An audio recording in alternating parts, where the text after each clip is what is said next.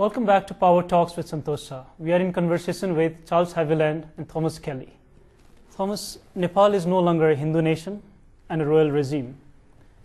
For someone who has photographed the Hindu aspects of Nepal and also the royal aspect of Nepal, does it feel like there's a voidness in Nepal right now? No, I don't think so. The other day I was in Bhaktapur photographing Bardhaman during the Chait.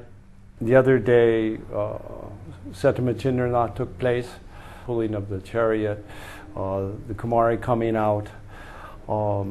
These rituals within the valley are still, I think, very strong. I think the difference is they're not being supported. The festivals for the Newars and to a certain extent to the Kirans and the Gurungs and Tamangs and so on, I think that it runs in their blood.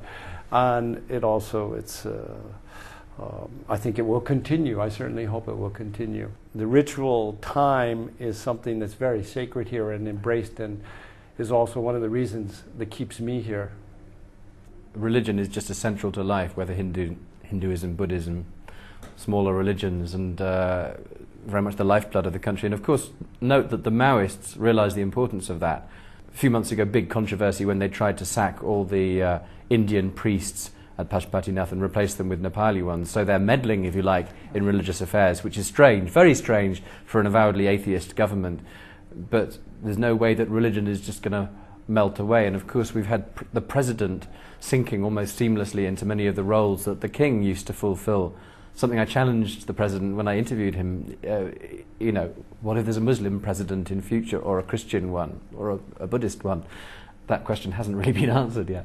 The coverage and conflict of Nepal over the last 1 decade has clearly affected the tourism of Nepal.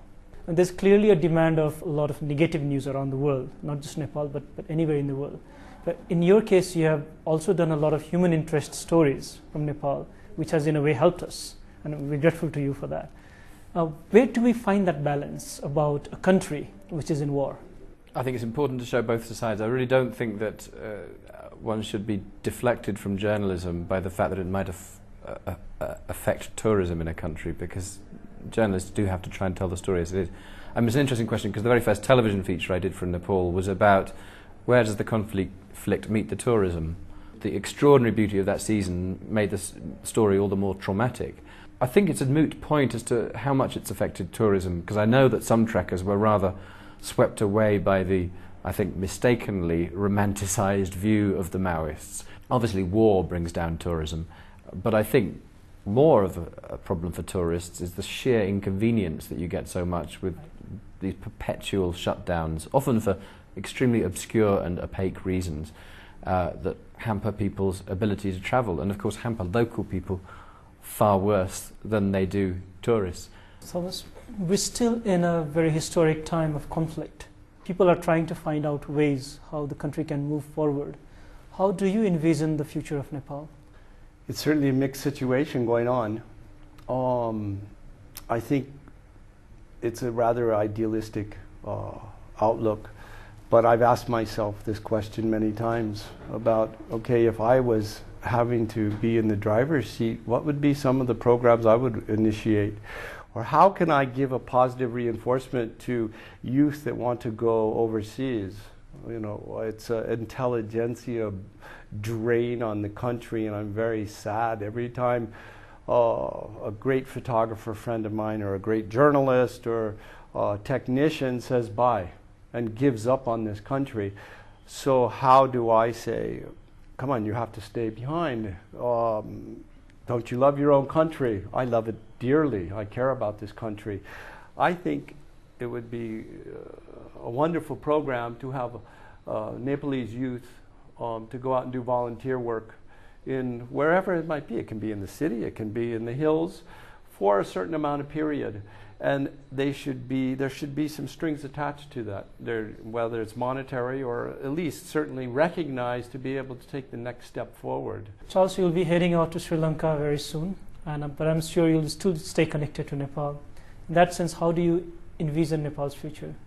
Very much. I will continue to visit Nepal as a tourist, or maybe some other capacity in future. I think looking at Nepal's future, poverty is the issue I think that matters. I think people didn't vote for the Maoists because they particularly identified with their ideology. I think they hope that the Maoists can make good on their promises to bring people out of poverty. End to discrimination, yes. People lay great hopes in the Constituent Assembly.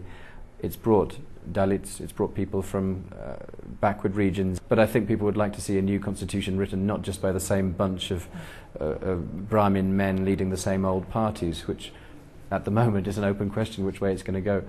This is a society where ethnic diversity is just part of the fabric of life.